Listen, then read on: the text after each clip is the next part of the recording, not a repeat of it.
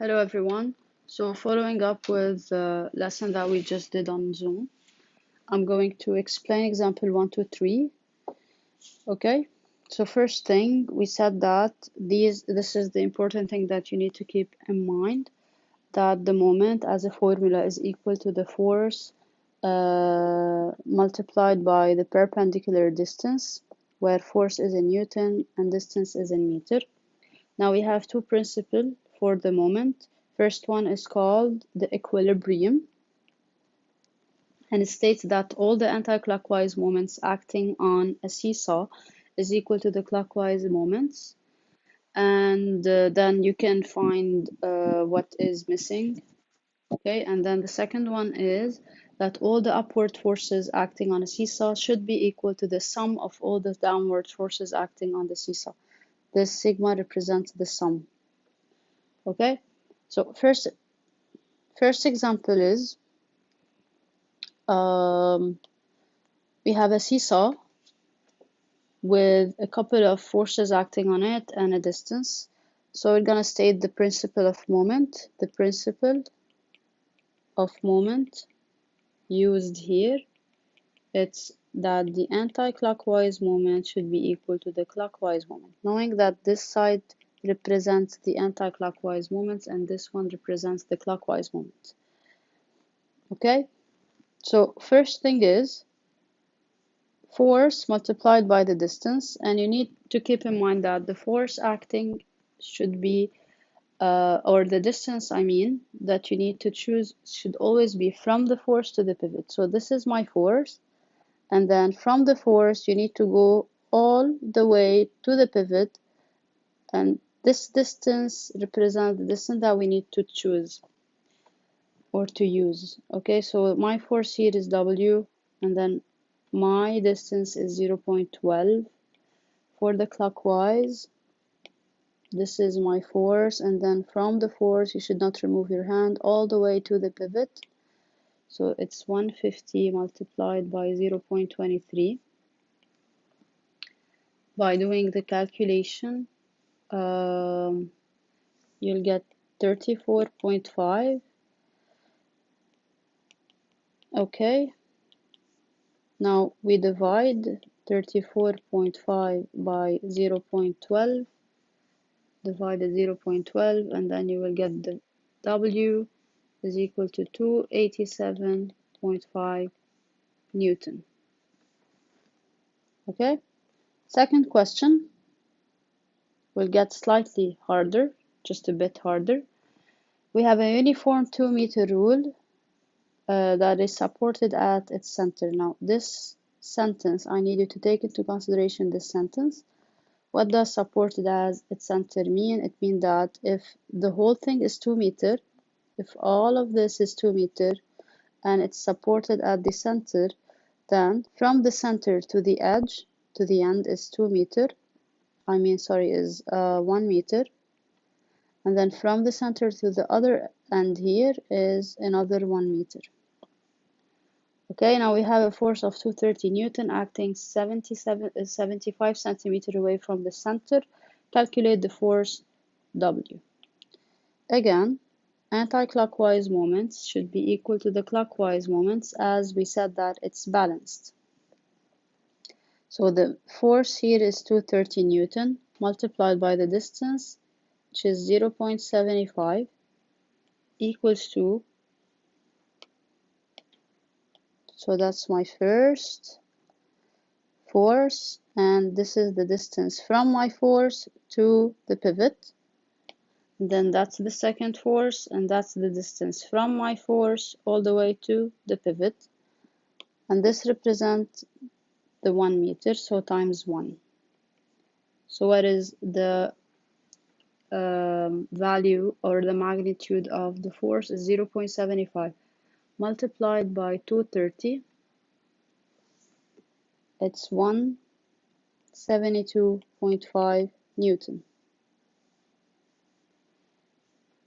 Now, example 3, we have a uniform meter rule AB supported at its center. Again, this means if it's 1 meter rule means the whole thing is 1 meter. supported as the center. So if all of this is 1 meter, then half of it should be 0.5. The other half is 0.5 meter as well. Okay, we need to find the weight, the force W, if it's at equilibrium. Equilibrium means balance, means we can use the principle of moment, which states what? That anti-clockwise moments is equal to the clockwise moments. Again, this is my force, and then it should be the distance from this force all the way to the pivot. So you should notice here that this distance is the one that we can use to get the moment, and not 0.25. You cannot use 0.25. So the force is 4, that's the force. And then the distance, this distance, how can we find it? If the whole thing is 0.5 and this small portion is 0.2, then how long is the remaining? It's 0.5 minus 0.2. Now the clockwise moment is what? We say it's the force and then the distance from the force all the way to the pivot. So it's W multiplied by 0.5. 4 times 0.3. 4 times 0.3, that's 1.2. So what's the value? It's 1.2. Sorry. So W is 1.2 over 0.5. W is 2.4 Newton. Okay? I will carry on with the remaining examples in the second video, part 2. Okay, for example 5, we have a ruler diagram that is balanced. Again, the word balance means that we can use the principle of moments. Okay, so that's the diagram that we have. I'm gonna take the diagram side. Okay, so we need to find the weight W. The weight is this one, as there is an arrow acting downward. Here we have a force of 4 Newton. Here we have a force of 1 Newton. Okay, so applying the principle of moment, we know that all the anti-clockwise moments should be equal to the moments that are acting in the clockwise section. Okay, now for the anti-clockwise, we have only one force acting, which is this one. So it's weight multiplied by the distance from the force all the way to the pivot. It's 25 centimeters. Don't forget to convert it. So it's weight times 0.25. It should be equal to, now the forces acting anti-clockwise are two forces. We have the 4 Newton force and the 1 Newton force. Let's start with the 4 Newton. So it's force multiplied by what? The distance from the force all the way to the pivot. So that's the first one. It's 4 Newton times 0.15 plus, okay, what is now the second force? It's 1 Newton. That's the force multiplied by the distance from the force all the way to the pivot. Sorry, so it's 1 multiplied by 0.4. Okay, so it's W times 0.25 equals to 4 times 0.15, that's 0.6, plus 0.4, that's 1. So W is equal to 1 over 0.25, that's 4 Newton. And that's the answer. So the answer of the weight is 4 Newton. If I asked you as an extra, what is the mass in kilogram, then you will divide the weight by 10. So you will divide 4 by 10. You'll get 0.4 kg. Now, question number 6, or example 6.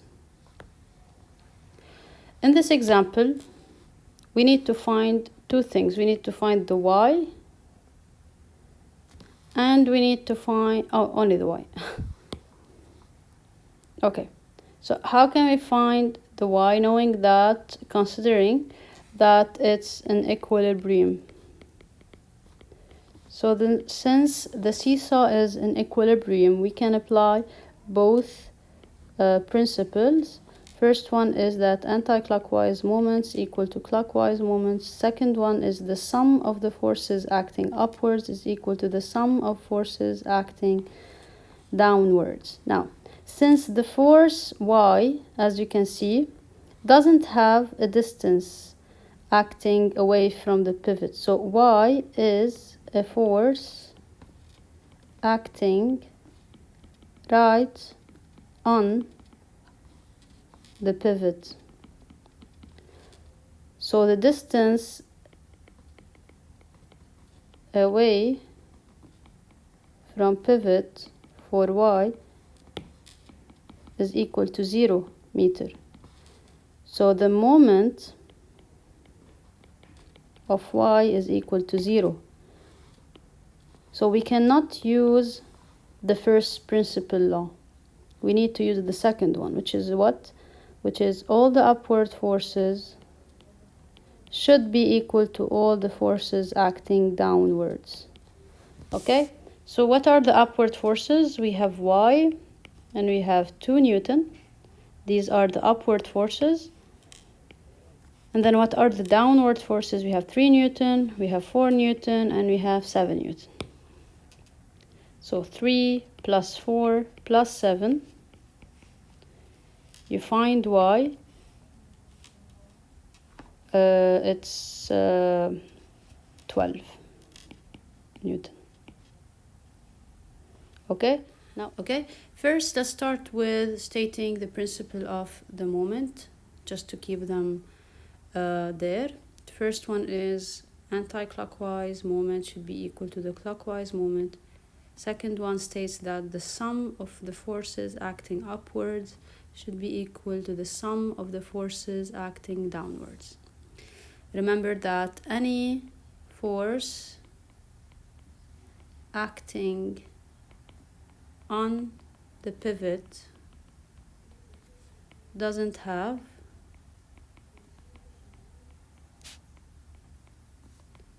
any moment.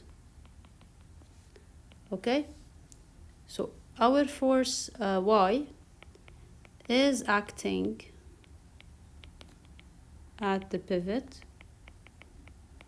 So condition 1 for the principle of equilibrium, this one cannot be used.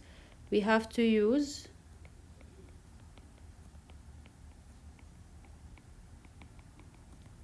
condition 2, this one. Okay, so let's state all the upward forces. We have 3 Newton, we have y. These are your upward forces. So sum of forces upwards equals to sum of forces downward. Upward forces are 3 and y. Downward forces are 5 and we have 10. So 5 plus 10. Y is gonna be equal to what? To 12 Newton. Okay? Now, let's put this down. Okay. Now, in order to find D, how can we find D?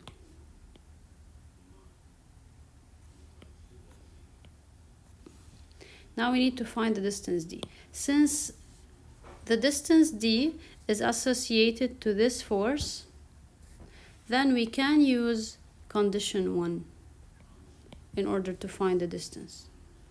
Okay, so that's to find y, that's to find d is equal to what? We say the first condition of equilibrium is anti-clockwise moment should be equal to clockwise moments.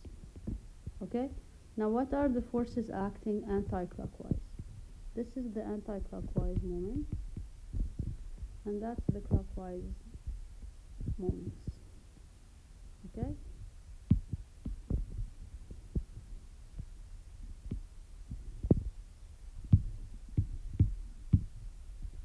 so let's compare, or let's start by sorting the forces out. Okay, this force, if it wins, then the rod will turn this way, right? So it's acting anti-clockwise. Okay, this force, if it wins, then it's gonna make the rod rotate this way, so it's clockwise. How about this force? If this wins, how will the rod turn about the pivot? It will turn this way, as this is the fixed point, so it will make the rod turn this way.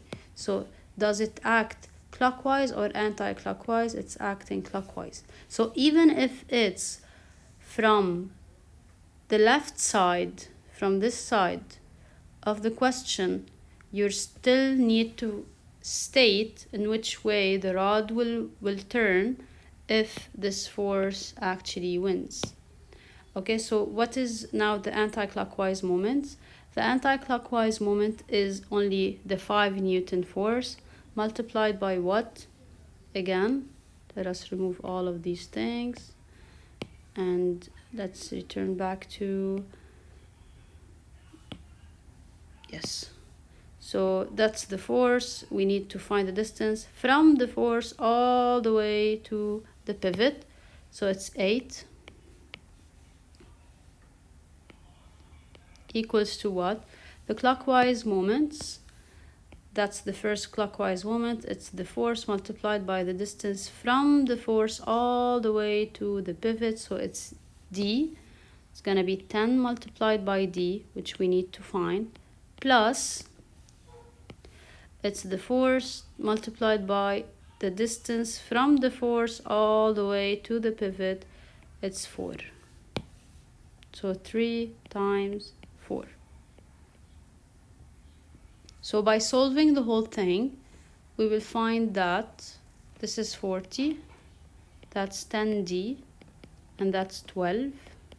So 40 minus 12 is 10d. So 28 is 10d. 28 over 10 is equal to d. So d is equal to what? 2.8 meter.